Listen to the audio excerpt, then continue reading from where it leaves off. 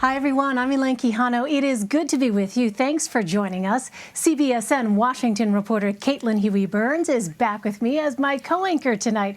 Hi there, Caitlin. Welcome. Hi, Elaine. It's great to be back, and thank you all for joining us. President Biden is pushing for negotiations on his $2 trillion infrastructure and jobs plan. On Monday, he met with a bipartisan group of lawmakers. The one thing they all had in common, they either previously served as a governor or a mayor. Here's how the president previewed the sit-down earlier. We're going to talk about our infrastructure package, and as I indicated earlier, I am prepared to compromise, prepared to see what we can do and what we can get together on. We're going to be talking about, number one, what should be included in the package. Obviously, I put a lot in the package. I think it all should be included, and how to pay for it. Meanwhile, the Biden administration is pledging to lift President Trump's historically low cap on refugees admitted into the U.S. The White House faced intense criticism from its Democratic allies after initially stating the 15,000 refugee limit, quote, remains justified by humanitarian concerns. Hours later, they clarified to say they expect the cap to increase before the new fiscal year in October. Now, officials say the cap could be more than 8 times higher for the year to follow. We have every intention to increase the cap and to make an announcement of that by May 15th at the latest, and I expect it will be sooner than that. The president also remains committed to pursuing the aspirational goal of reaching 125,000 refugees by the end of the next fiscal year. The challenge is not the cap. The challenge is the ability to process, the funding, the staffing, and welcome refugees in. The cap is a number that anyone can set. The biggest battle to getting more refugees in during the Trump administration was the fact that there were regional limitations put in on refugees coming in from the Middle East and Africa. We've changed that. Nancy Cordes, Nikole, Killion, and Zeke Miller join us now for all that and more. Nancy is CBS News chief White House correspondent. Nikole is a CBS News congressional correspondent. And Zeke is a CBSN political contributor and White House reporter for the Associated Press. Welcome to all of you. Nancy, let me start with you. You were there for both the White House briefing and the president's infrastructure meeting. Are these White House meetings moving the needle at all for lawmakers? And where are we in this process?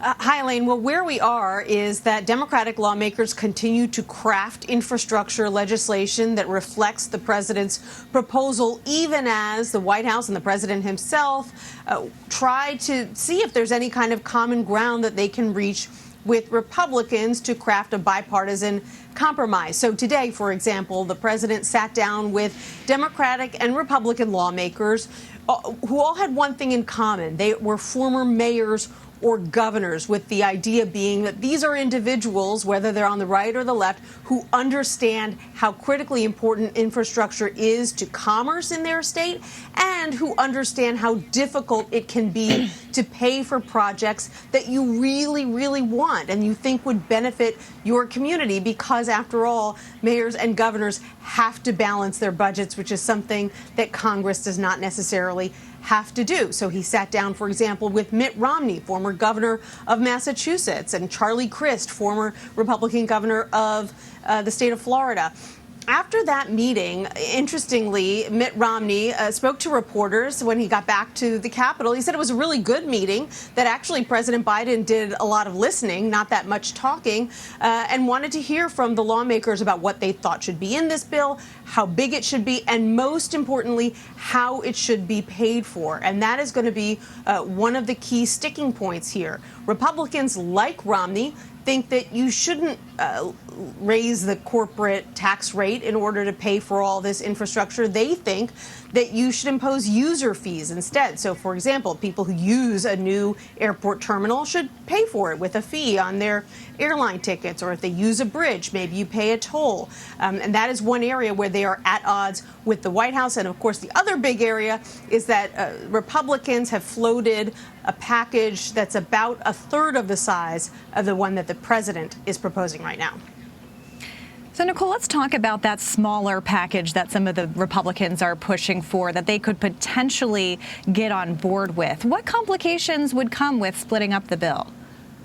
So last week, some Senate Republicans floated a number in the ballpark of $600 to $800 billion, which, to Nancy's point, is a fraction of what the president has proposed, which right now is at least $2 trillion. But the thought behind that is that, many Republicans, not just in the Senate, but also in the House, believe that the infrastructure bill should be just that, infrastructure, the traditional infrastructure in terms of roads and bridges, potentially broadband, but they really don't want to expand the definition much more beyond that.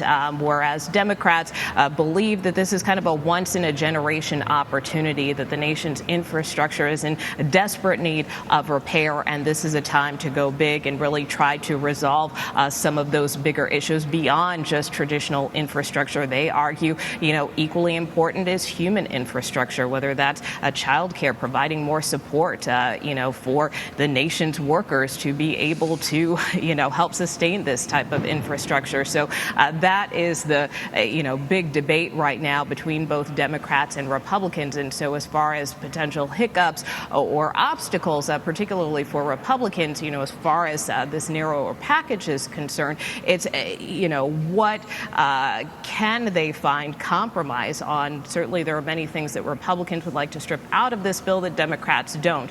So that really is going to be the challenge here in terms of proposing something smaller that Democrats, that could be palatable to Democrats and to the president. And you do have some, like the president's ally, Chris Coons, Delaware senator, who has suggested perhaps breaking this massive infrastructure package apart. So he has been one that's been supportive of that idea. But again, trying to get other Democrats on board with some type of smaller package could be a tough hill to climb. Well, Zeke, let's turn to this news on the refugee cap. You report the White House is unlikely to meet President Biden's campaign promise of admitting upwards of 62,000 refugees. What's the political reaction, first of all, and how much of a factor is the increase of people coming to the southern border, as the White House is claiming? We saw Jen Psaki in that video clip just a couple of minutes ago talk about how that cap is just a number. It's an arbitrary number. What really matters is the government's ability to process and admit new refugees. And that's true.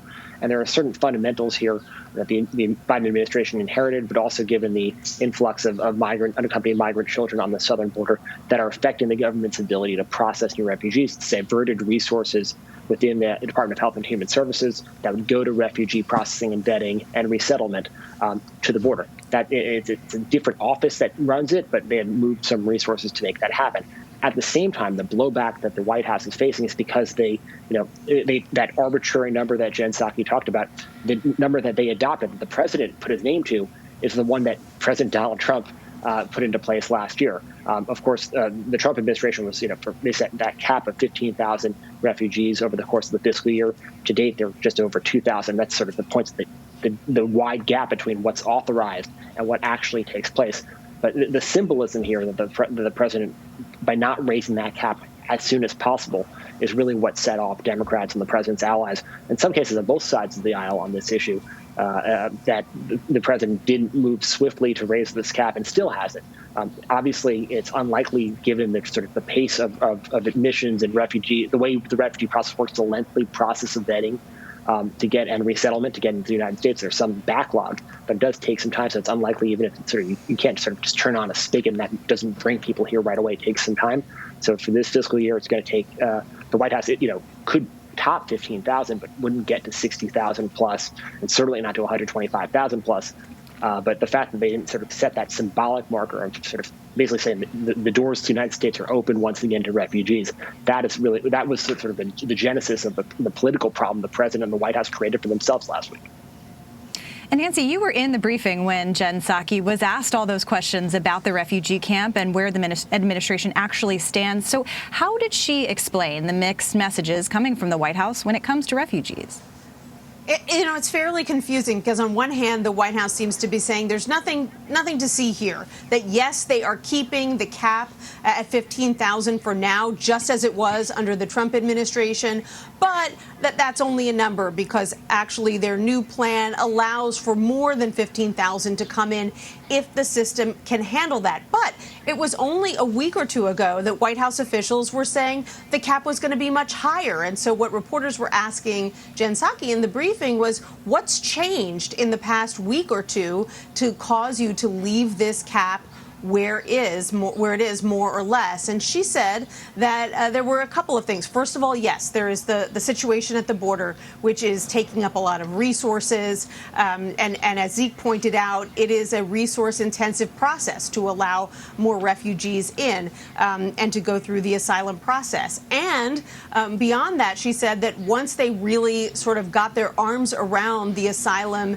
system here in the United States, they realized that it had been dismantled by the previous administration more so than they had expected. And so they really had to dial back their ambitions. And while they still have the same goals that they had before, it may take them longer to get there than they thought. Now, this, I will say, is not enough for some of their Democratic allies who argue the asylum process through the refugee system is completely separate from the system that is in place down at the border to process people who are coming in there. They argue that this administration should be able to walk and chew gum at the same time, and it should be able to increase the cap. And that may be why Psaki was arguing in the briefing, just to hang in there. By May 15th, perhaps even before May 15th, we will have new numbers that might be more palatable to our Democratic allies. All right, we'll continue to watch that. And meanwhile, Nikole, it looks like lawmakers could be headed to a compromise on a pandemic hate crimes bill to address rising violence against Asian Americans and Pacific Islanders. Here's Senate Majority Leader Chuck Schumer earlier. We have added 2 amendments that will strengthen the bill, that are bipartisan. This should not be a partisan issue, and we will vote on the bill on Wednesday. And I dare any senator to vote against this legislation. If they do, shame on them. Shame on them. So, Nikole, does this mean we could see lawmakers avoid the first legislative filibuster of the Biden era? Well, as of now, that seems to be the case. And keep in mind that this legislation cleared a key procedural hurdle last week where we saw an overwhelming number of senators, I believe the vote was somewhere about 92-6, to move forward with this legislation. So that being said, we do expect it to get bipartisan support, which is rare in either chamber. And as you heard, the majority leader suggest there he does intend to bring this bill up for a vote later this week. We're hearing Wednesday. That is something that the Senate Minority Leader Mitch McConnell also validated on the Senate floor. So at this point, this bill does seem on track, perhaps to pass the Senate, which would be significant in the sense that, as you are well aware, we have seen this surge in hate crimes against Asian Americans related to the pandemic. A lot of this stemming from rhetoric used in the previous administration. And so what this bill would do is that it would dedicate a person at the Department of Justice to expedite the review of these types of incidents going forward, which would be a big step forward in the view of advocates. All right. Well, Nancy Cordes and Zeke Miller, thank you both very much.